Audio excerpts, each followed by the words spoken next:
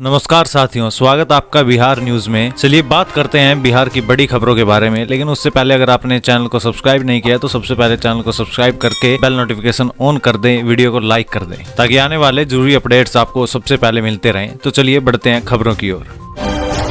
अब गेस्ट टीचरों पर चला के पाठक का डंडा, स्कूल से हटाने का दिया निर्देश।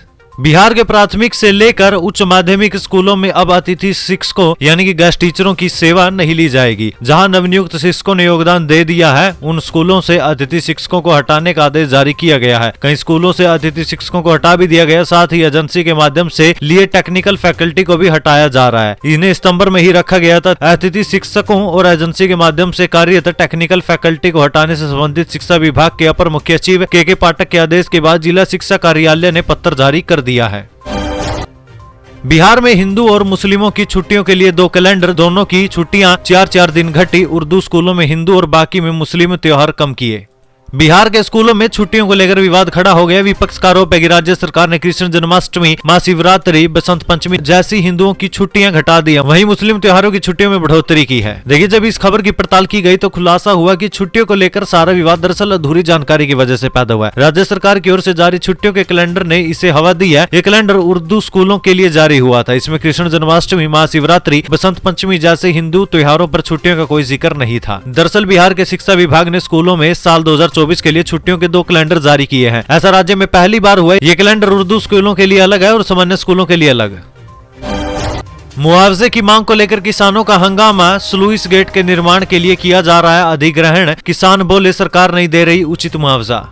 लखीसराय में मुआवजे की मांग को लेकर किसानों ने जमकर हंगामा किया है। सदर प्रखंड के बालगुदर गांव में बाढ़ नियंत्रण को लेकर जल संसाधन विभाग द्वारा स्लुइस गेट का निर्माण किया जा रहा है। इसमें स्थानीय किसानों की जोत आबाद की जमीन का अधिग्रहण किया जा रहा है, जिसके लिए किसान मुआवजे की मांग कर रहे हैं। किसानों का कहना है कि जमीन उपज और कीमती है, लेकिन जिला प्रशासन द्वारा बहुत कम मुआवजा दिया जा रहा है, जबकि जिला प्रशासन द्वारा 2 फसल का मुआवजा देने की बात कही जा रही है। किसानों द्वारा काम को रोक दिया गया है। जारी कैलेंडर वापस ले बिहार सरकार। बीजेपी प्रदेश अध्यक्ष सम्राट चौधरी ने पक्षपात का लगाया आरोप, कहा पूरे बिहार में सीएम का होगा पुतला दहन। दरभंगा पहुंचे भारतीय जनता पार्टी के प्रदेश अध्यक्ष सम्राट चौधरी ने बिहार सरकार पर हिंदू धर्म के पर्व के साथ पक्षपात करने का आरोप लगाया। उन्होंने कहा है कि बिहार की सरकार तुष्टिकरण बंद करे। सनातन धर्म के 83% लोग पूरी तरह जागरूक है। अगर सरकार जारी कैलेंडर को 24 घंटे में वापस नहीं लेते तो पूरे बिहार में मुख्यमंत्री के खिलाफ पुतला दहन का कार्यक्रम किया जाएगा। बिहार के लोगों पर कर्ज का बोझ, दीपंकर भट्टाचार्य ने एक्सक्लूसिव बातचीत में कहा जन आंदोलन से सरकार पर दबाव बढ़ेगा। माले महासचिव दीपंकर भट्टाचार्य का मानना है कि बिहार के लोगों पर कर्ज का भारी बोझ है। उन्होंने कहा कि बिहार में जिस तरह का सामाजिक बदलाव हुआ है उसमें थोड़ा सुधार है, लेकिन वह भी सतह पर नहीं दिखता है। दरअसल बिहार में जाति सर्वे से जुड़ी सामाजिक आर्थिक रिपोर्ट सामने आने के बाद माले के महासचिव दीपंकर भट्टाचार्य से बातचीत की गई थी। इस दौरान उन्होंने कहा कि माले बिहार में सरकार को समर्थन दे रही है, लेकिन मंत्रिमंडल में शामिल नहीं है।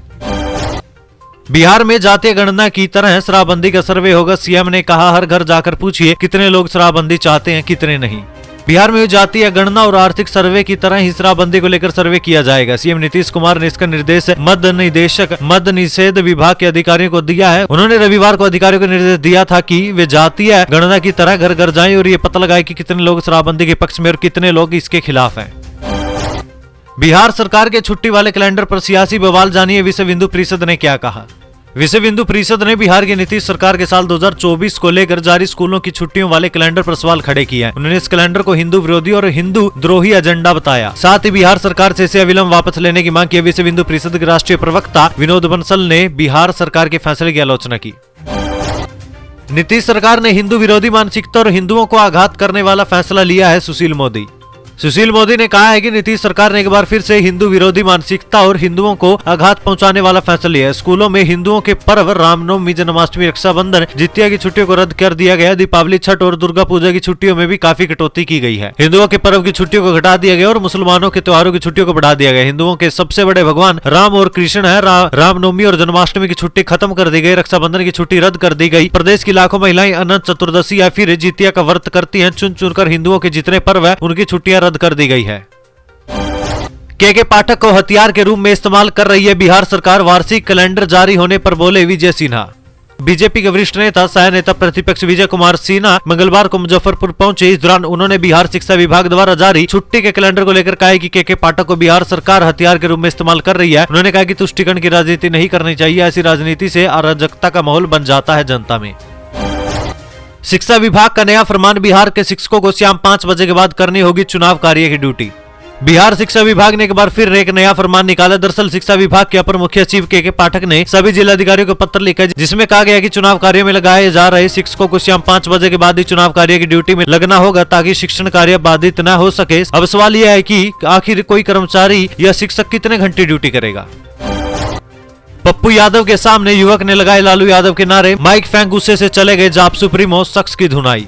देखिए, अखिल भारत वर्षीय यादव महासभा के शताब्दी समारोह का आयोजन किया गया था। कार्यक्रम का उद्घाटन आए हुए अतिथियों ने सामूहिक रूप से दीप प्रज्वलित करके किया। वहीं उद्घाटन के बाद वक्ताओं का संबोधन भी हो रहा था। जब संबोधन की बारी पूर्व सांसद पप्पू यादव की आई तो वे यादव समाज की उत्थान की बात कर रहे थे। इसी दौरान मंच के आगे एक युवक लालू यादव जिंदाबाद के नारे लगाने लगा। पप्पू यादव ने पहले तो युवक को शांत कराने का प्रयास किया, लेकिन जब वो शांत नहीं हुआ तो वह माइक रखकर मंच से जाने लगे। पर मंच पर मौजूद लोगों ने पप्पू यादव को मनाने की कोशिश की, लेकिन वह माइक फेंककर मंच से नीचे उतर गई। इसके बाद थोड़ी देर के लिए मंच के समीप भगदड़ मच गई। पप्पू यादव के समर्थकों ने उस युवक की जमकर पिटाई कर दी। बाद में मौजूद लोगों ने उसको भीड़ से बचाकर मंच पर ले गए।